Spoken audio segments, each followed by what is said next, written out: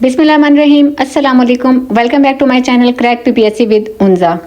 आज का जो हमारा लेक्चर है उसमें हम लोगों ने पंजाब टेनेंसी एक्ट 1887 को रिज्यूम करना है, क्योंकि लेक्चर एक्ट हम लोगों ने ऑलरेडी स्टार्ट किया हुआ है। इसमें हम लोगों ने देखा था कि ये 1887 का 16वां एक्ट है और इसके हमने चैप्टर टोटल देखे थे, 8 चैप्टर हैं, इसके 116 सेक्शंस हैं। ठीक है जी। और इसका हम लोगों ने चैप्टर 1 कंप्लीट कर लिया है, चैप्टर 2 हम लोगों ने इसका कंप्लीट कर लिया था और हम लोगों ने स्टार्ट किया हुआ था चैप्टर नंबर 3। हम लोग इसके 15 सेक्शंस कर चुके हैं। आज हमारा इसका 16वां सेक्शन है, तो चलिए शुरू करते हैं। बिस्मिल्लाहिर्रहमानिर्रहीम। Section number 16 of Punjab tenancy act 1887। Section 16 कहता है हमें, अच्छा क्योंकि ये सेक्शन ये जो एक्ट है वो काफ़ी बड़ा है, ठीक है, 116 इसके सेक्शंस है। इसी तरह पंजाब लैंड रेवेन्यू एक्ट वो भी 1967 का जो है वो भी बहुत लेंथी है और ये दोनों ही हमारे एग्जाम में भी इंक्लूड हैं। हम लोग कोशिश करेंगे कि टू द पॉइंट रहें इन दोनों सेक्शंस को लेके, कि जिसमें हमारी ज़रूरी चीज़ें भी स्किप ना हो और जो लिस्ट इंपॉर्टेंट है उनको हम जस्ट एक बर्ड्स आई व्यू दे लें, ठीक है। क्योंकि अभी हम लोगों ने इसके अलावा भी और बहुत से एक्टें करने हैं। CRPC हमारा है, पाकिस्तान पीनल कोड है, कॉन्स्टिट्यूशन ऑफ पाकिस्तान अभी हमारा रहता है। उसके बाद हम लोगों ने फिर इंशाल्लाह जीके को भी स्टार्ट करना है। तो इस बात को मद्देनजर रखते हुए हम लोग अपना ये लेक्चर स्टार्ट करते हैं। Section number 16। सेक्शन 16 कहता है, presumption with respect to produce removed before the division और अप्रेजमेंट। प्रिजम्पशन क्या ली जाएगी अगर आपके जो प्रोड्यूस है आपने उसको डिवीजन से पहले, अप्रेजमेंट से पहले ही रिमूव कर दिया है। कहने से मुराद ये है कि ये सेक्शन जो है बेसिकली किससे डील कर रहा है, टेनेंट से डील कर रहा है। मैं आपको इसको बताती हूँ वो क्या कह रहा है। वो कह रहा है कि आप हमने पढ़ा था कि जो टेनेंट होता है वो लैंड लॉर्ड को रेंट देता है। हमने ये भी पढ़ा था कि रेंट जरूरी नहीं है कि वो सिर्फ कैश की फॉर्म में दे, वो कोई कैश भी दे सकता है और वो कोई सर्विस भी प्रोवाइड कर सकता है। वो जो वहाँ पे फसलें उगा रहा है, प्रोड्यूस कर रहा है, उसका भी एक सर्टेन शेयर लैंड लॉर्ड को एज अ रेंट दे सकता है। ये हमने बातें की थी।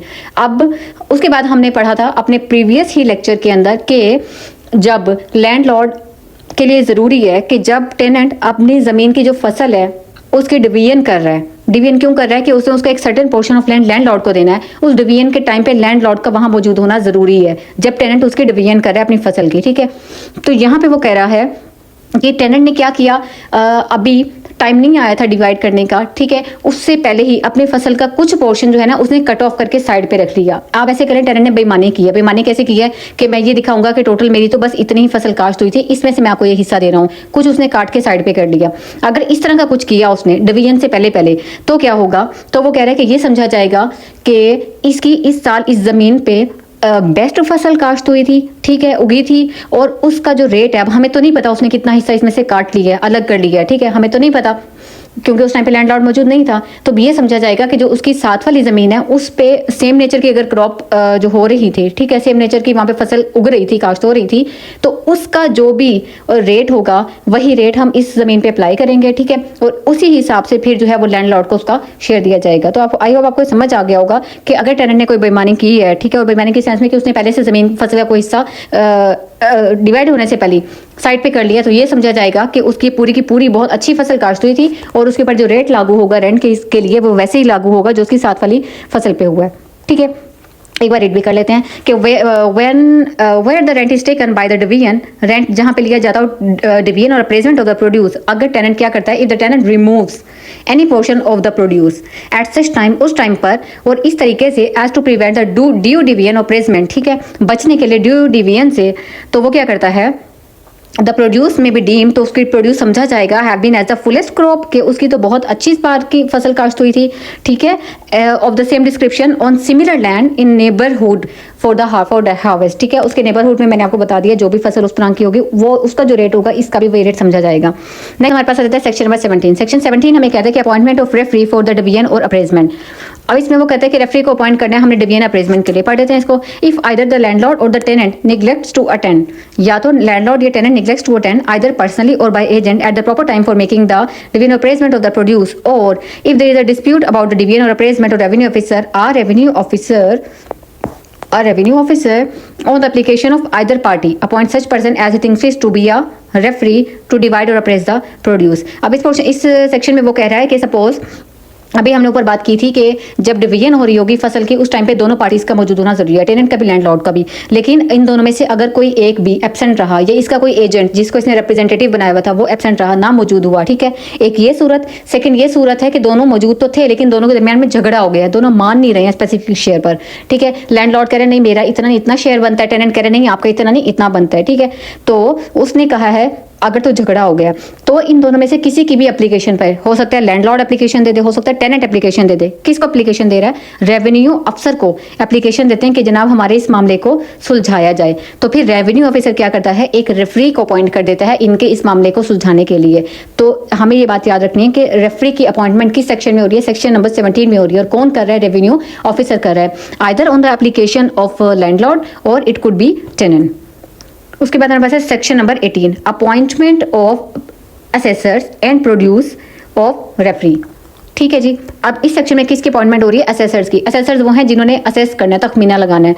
तो वो कह रहे हैं कि अगर रेवेन्यू ऑफिसर चाहे तो रेफरी को अपॉइंट करने के बाद उसकी मदद करने के लिए कुछ असेसर्स को भी, ठीक है, तखमीनाकारों को भी वो कर सकता है, ठीक है।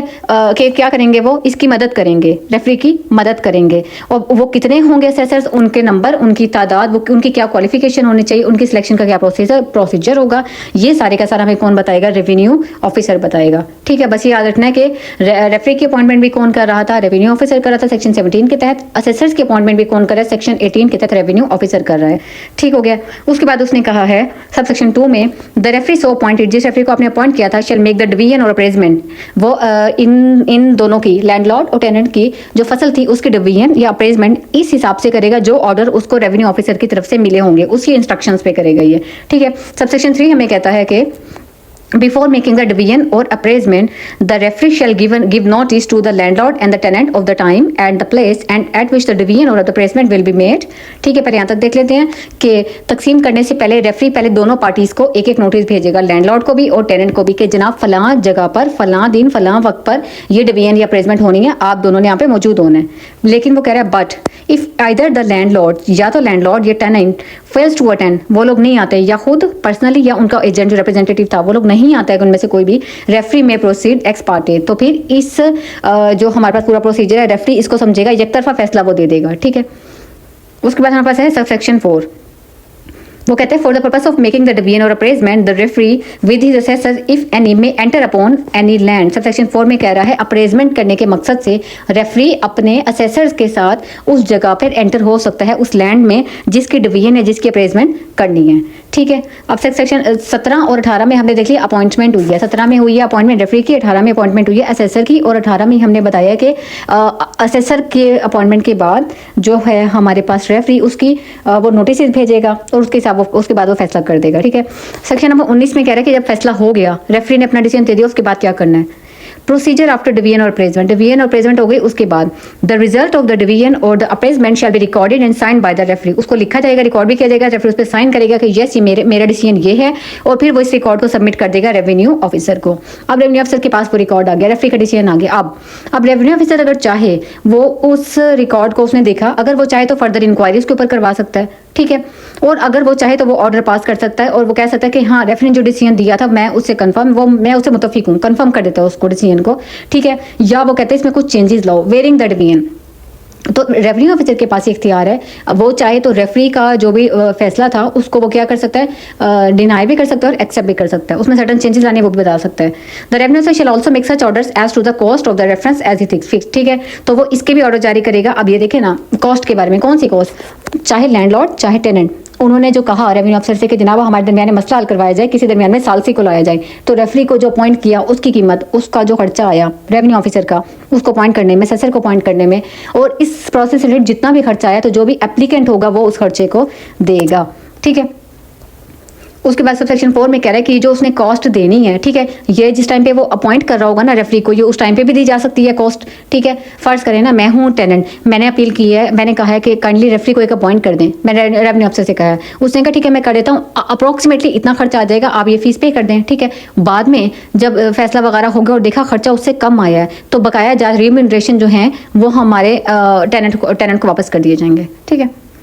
सेक्शन नंबर 20 में हमें बताया जा रहा है enhancement of the produce rents of the occupancy tenants. ठीक है। जो हमारे पास प्रोड्यूस रेंट है उसकी इन्हांसमेंट कब की जा सकती है?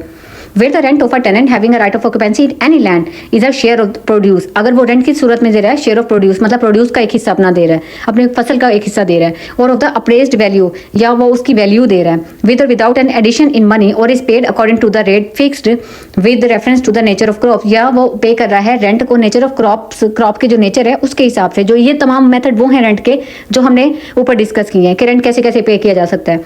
ये देखें, और is a rent in gross payable, gross payable को भी हम ऊपर डिस्कस कर चुके हैं कि जो हमने कॉन्ट्रैक्ट में डिसाइड कर लिया था कि इस तरीके से मैं आपको रेंट दूंगा और इतना इतना रेंट दूंगा, ठीक है, फिर उसमें चेंजेस नहीं आती।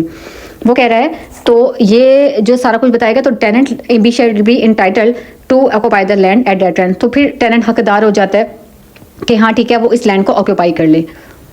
प्रोवाइजो इसके साथ एक अटैच कर दिया, वो क्या कह रहा है, provided that, very important, when the land or any part of therefore previously not irrigated or flooded becomes irrigated or flooded, the rent in respect of the land or part may subject to the provisions of this act be enhanced. Rent may be enhanced to the share or rates or with reference to the rents in gross as the case may be paid by the tenants having a similar right of occupancy for irrigated or flooded land of a similar description with the similar advantages. क्या मतलब हुआ कि changes तो कोई नहीं करने थे, लेकिन अगर आपको कोई एक ज़मीन थी जो पहले क्या थी, इरिगेटेड नहीं थी, अनइरिगेटेड थी, ठीक है, और वो क्या थी, और फ्लडेड बिकम्स, अब वो क्या बन गई है, इरिगेटेड बन गई है। वो अनफ्लडेड थी, अब वो फ्लडेड बन गई है, तो जाहिर सी बात है वो इरिगेटेड लैंड है, अब आप पहले उस पर फसल नहीं उग रही थी, वो उगाओगे ना, तो एक कॉमन सेंस की बात है, फिर उसका रेंट भी क्या होगा, इनहेंस हो जाएगा, और वो भी टेनेंट को देना पड़ेगा। सिर्फ ये एक प्रोवाइजो है कि अगर ज़मीन की नेचर चेंज हो जाती है, पहले वो इरिगेटेड थी, नॉन इरिगेटेड थी, अब वो इरिगेटेड हो गई है, रेंट बढ़ेगा। रेंट कब कब होगा, पहले वो इरिगेटेड थी, अब वो नॉन इरिगेटेड हो गई है, तो रेंट की रिडक्शन होगी, ठीक है। उसके बाद हमारे पास आ जाते हैं सेक्शन नंबर 21, यही मैंने जो भी आपको बता दिया कि रेंट की रिडक्शन कब होगी, जब जो लैंड पहले इरिगेटेड थी लेकिन अब वो इरिगेटेड नहीं रही है, ठीक है, तो रेंट की रिडक्शन होगी। सेक्शन नंबर 22 हमारे पास आ जाता है enhancement of cash rents of occupancy tenants, ठीक है। अब कैश रेंट में पहले तो हमने जो ऊपर वाले रेंट की बात की वो प्रोड्यूस की शक्ल में था ना, ठीक है, अब कैश रेंट भी इन्हांस हो सकता है, वो अब इस हम सेक्शन में उसकी बात करेंगे। Where a tenant having a right of occupancy pays his rent entirely by a cash, ठीक है, on a recognised measure of area और by a cash rent in gross, the rent may be enhanced कब, on the ground that after deduction on the land revenue and the rates and cesses chargeable on the tenancy, तो rent enhance कब होगा कि पहले आपके ऊपर जो land revenue के तहत हर साल आपने टैक्स देना होता है, पहले आप टैक्स उसका दोगे, उसके बाद जो बची हुई अमाउंट है उसके ऊपर रेंट इनहेंस होगा, ताकि लैंडलॉर्ड को भी तो कोई फायदा हो ना, ठीक है। तो पहले आपने अपना जो भी आपकी ज़मीन के ऊपर टैक्स बन रहा है आपने वो टैक्स दिया, उसके बाद जो भी आपके बच गया, ठीक है, जितना कुछ भी रेवेन्यू आपके पास बचा है उसके ऊपर आपने अपने रेंट को इन्हांस करना है। यहाँ पे उसने ये बात बताई है, ठीक है। उसके बाद वो कह रहा है इट इज़, ये कैसे बढ़ेगा वो उसकी बता रहा है, अगर टेनेंट बिलोंग कर रहा है, tenant belongs to the class specified in clause A subsection 1 और सेक्शन 5, सेक्शन 5 की क्लॉज ए सबसेक्शन 1 में जो डिस्कस हुआ था, अगर तो टेनेंट वो है, तो सेक्शन 5 में हमने क्या डिस्कस किया था, अगर आपको याद हो तो हमने हेरिडेटरी टेनेंट की बात की थी कि वो टेनेंट जो कम से कम 2 नस्लों से 2 जनरेशन से वहाँ पे रह रहा हो, 20 साल कम से कम उसे हो गए वहाँ पे रहते हुए, वो हमारा था टेनेंट सेक्शन 5 के ए क्लॉज में। वो कह रहा है अगर टेनेंट उस क्लास से बिलोंग कर रहा है उसके ऊपर फिर रेंट कितना बढ़ेगा, लेस देन 2 आनास पर रुपी, ठीक है, पर रुपये के कितना, कम से कम 2 लेस देन 2 आना उसके ऊपर लगेगा, क्योंकि उस जमाने में जाहिर है आने हुआ करते थे, 16 आने का 1 रुपया हुआ करता था, ठीक है, तो लेस देन 2 आना पर रुपी अगर तो वो हेरिडेटरी टेनेंट है। सेकंड क्लॉज में वो कह रहा है if he belongs to any of the class specified in clause B C and D section 5 के, इसी सेक्शन 5 के हमने क्लॉज बी सी डी में, ए में तो हेरिडेटरी टेनेंट की बात की थी, बी सी डी में से किसी में से अगर टेनेंट बिलोंग कर रहा है उसके ऊपर अब कितना लगेगा, लेस देन 6 आनास पर रुपी, ठीक है, जो भी वो लैंड रेवेन्यू दे रहा है उसका अमाउंट ऑफ लैंड रेवेन्यू का।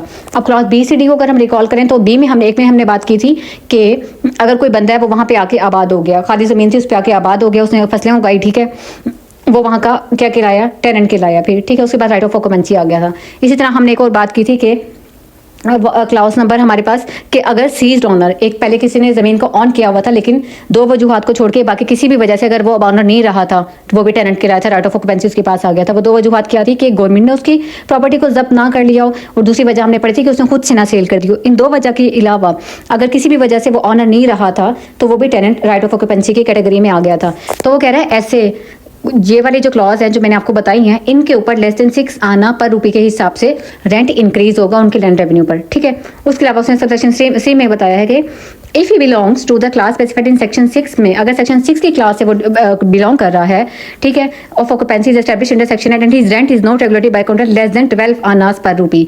तो हमें ये पता होना चाहिए इसके लिए कि सेक्शन नंबर 6 में वो कौन सी बात हो रही थी। सेक्शन 6 में हमने पढ़ा था कि अगर कोई है जो जिसको खुद से राइट ऑफ ऑक्यूपेंसी दे दिया गया था, लैंड रेवेन्यू एक्ट, ये जो टेनेंसी एक्ट 1868 है, इसके आने से कमेंसमेंट से पहले रिकॉर्ड ऑफ राइट में जिसका नाम था कि इसको राइट ऑफ ऑक्यूपेंसी है, तो वो टेनेंट कहलाया था। तो उसके लिए क्या है, उसका रेंट कैसे इंक्रीज होगा, उसका रेंट इंक्रीज होगा 12 आनास पर रूपी उसके लैंड रेवेन्यू के अमाउंट पर, ठीक है जी। 3 केसेस बता दिए। हेरिडेटरी है तो आपके पास लेस देन सिर्फ 2 आनास हैं, और अगर आप बाकी CBCD में से बिलोंग करें लेस देन 6 आनास हैं। उसके अलावा अगर आप सेक्शन 6 से बिलोंग कर रहे हैं तो फिर आपके पास लेस देन 12 आनास पर रूपी of the amount of revenue आपका रेंट इंक्रीज हो जाएगा।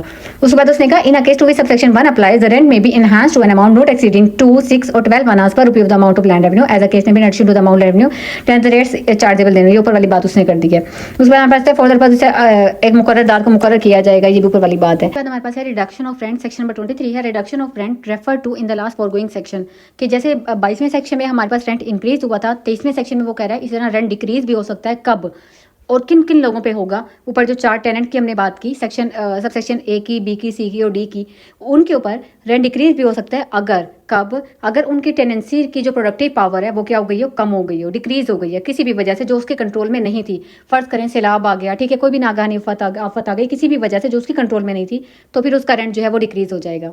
उसके बाद हमारे पास है सेक्शन नंबर 24। सेक्शन नंबर 24 कहता है enhancement and reduction of rent, लेकिन अब कौन कर रहा है, बाय सूट, मुकदमे के जरिए से, कार्रवाई के जरिए से जो रेंट बढ़ा जाएगा, कम हुआ जाएगा। इसका मतलब है यहाँ पे एक कोई ना कोई अदालत इन्वॉल्व होगी, ठीक है। तो यहाँ पे कौन सी हमारे पास है court, revenue court. Revenue court on suit of either, या तो लैंडलॉर्ड ने कोई सूट किया या टेनेंट ने, may subject to the provisions of this land and other sections of this act enhance. तो रेवेन्यू कोर्ट वो कह रहा है जिस सूट ऑफ लैंडलॉर्ड और टेनेंट में इनहैंस और reduce the rent of any tenant having a right of occupancy, जिसके बाद राइट ऑफ ऑक्यूपेंसी है टेनेंट, लैंडलॉर्ड, उसमें से उसका वो रेंट जो है वो रिड्यूस कर सकता है।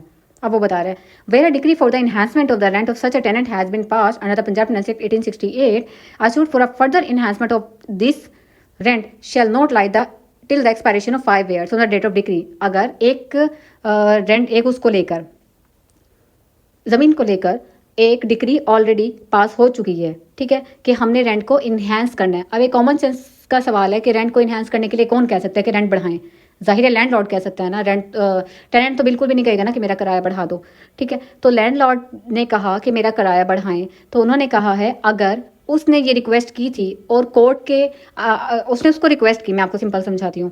मैं एक लैंडलॉर्ड हूँ, मैंने रिक्वेस्ट की कि जनाब मैंने एक सूट अपील की है कि मेरा किराया बढ़ाया जाए, इस ज़मीन का ये बंदा मुझे ज़्यादा किराया दे, ठीक है। और मैंने जो ये की है सू की है वो अंडर पंजाब टेनेंसी एक्ट 1868 के तहत की है। तो उस सू के फैसला आने के बाद, उस डिग्री के बाद 5 साल तक मैं दोबारा से रिक्वेस्ट नहीं कर सकती उस जगह के किराए को बढ़ाने की। 5 साल का टाइम है, अनलेस, यहाँ पे एक शर्त है, माँ सिवाय इसके कि वो जो ज़मीन है आपकी जिसका किराया आपने बढ़वाया है या डिक्री आई है कोर्ट की, वहाँ को पंजाब लैंड रेवेन्यू एक्ट के तहत रेवेन्यू ऑफिसर्स ने उस जगह को रीअसेस कर लिया हो और उन्होंने उस जगह का किराया लैंड रेवेन्यू बढ़ गया। अगर लैंड रेवेन्यू बढ़ गया तो डेफिनेटली फिर रेंट भी उसका बढ़ेगा, ठीक हो गया। उसके बाद उसने कहा subject to the provision of subsection 2 a suit instituted for the enhancement of rent of a tenant having a right of shall not be entertain in either of the following cases. ऊपर वाले के अलावा अगर landlord ने दोबारा से, वो कह रहे हैं इन्हांसमेंट ऑफ रेंट की बात की, इन 2 केसेस में उसको एंटरटेन नहीं किया जाएगा। कौन कौन से 2 केसेस में, if within the 10 years next preceding its institution his rent has been commuted under section 13, ठीक है। कम्यूट हमने सेक्शन 13 में पढ़ा था कि रेंट को चेंज करना। सेक्शन 13 के तहत हमने कहा कि रेंट को हमने चेंज कर लिया था, इंक्रीज या डिक्रीज जो भी किया था। उसके बाद 10 साल तक आप इस ज़बान पे बात नहीं ला सकते हैं, ना कोर्ट में जा सकते हैं कि किराया बढ़ाया जाए। शर्त फिर वही रहेगी कि माँ सिवाय उस ज़मीन को दोबारा असेस किया गया हो, ठीक है।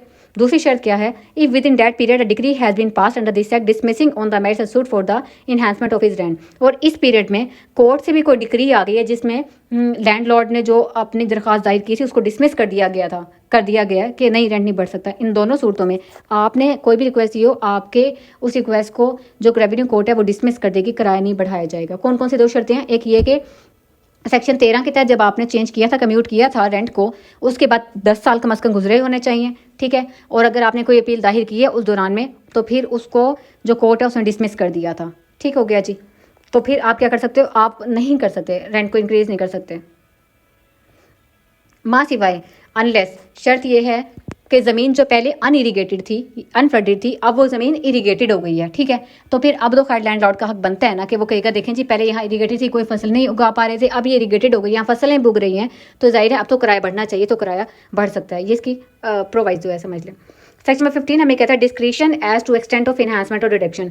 डिस्क्रिशन मतलब कितना कोई दायरेकार है, या मतलब कितना उसने ख्याल रखना है रेवेन्यू कोर्ट ने फैसला लेते हुए। वो कह रहा है इस एक्ट के तहत रेवेन्यू कोर्ट को ख्याल रखना है कि जब वो डिवाइड कर रहा हो ना ज़मीन को, या किराया बढ़ा रहा है, कम कर रहा है, तो वो इक्विटेबल, मतलब वो जो कर रहा हो फेयर हो, वो उसका फैसला फेयर और इक्विटेबल होना चाहिए, ठीक है। Shall not in any case fix the rent as a sum less than, ना तो उसका जो अगर वो कम कर रहा हो, कोर्ट ने ऑर्डर दिया कि किराया कम होना चाहिए, तो वो rent not at a sum less than the amount of the land revenue of the land, ठीक है, and the rates and such chargeable thereon. उसको किराया इतना कम नहीं करना आपने कि जितना वो दे रहा है लैंड रेवेन्यू, उससे भी कम कर दें, नो उससे कम नहीं कर सकते आप, ठीक है। उसके बाद में सेक्शन नंबर 26, वो कहता है टाइम फॉर द इन्हांसमेंट और रिडक्शन टू टेक इफेक्ट। कि कोर्ट ने जो डिक्री जारी की है, कितना टाइम लगेगा इसकी इन्हांसमेंट को।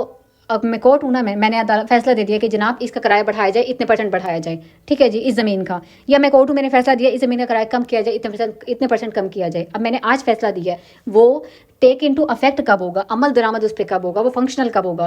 वो कह रहे हैं unless the court decreeing and enhancement of rent otherwise direct, जब तक या तो कोर्ट खुद डायरेक्ट करे कि कल से या अगले हफ्ते से अगले महीने से मेरा ये फैसला जो है वो नाफिजुल अमल होगा।